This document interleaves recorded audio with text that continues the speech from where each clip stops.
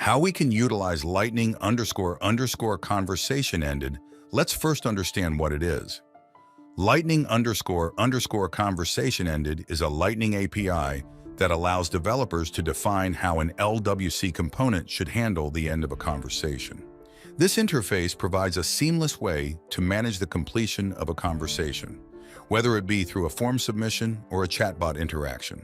There are numerous use cases for incorporating Lightning underscore conversation ended in LWC applications.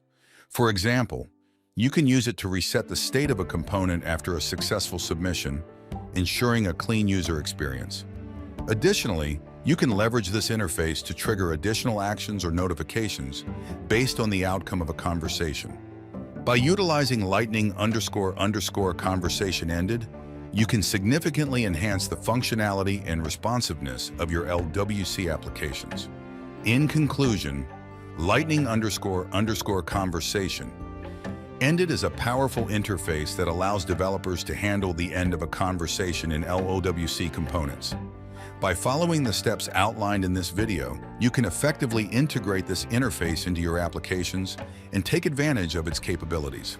Thank you for watching, and stay tuned for more informative content on LWC development.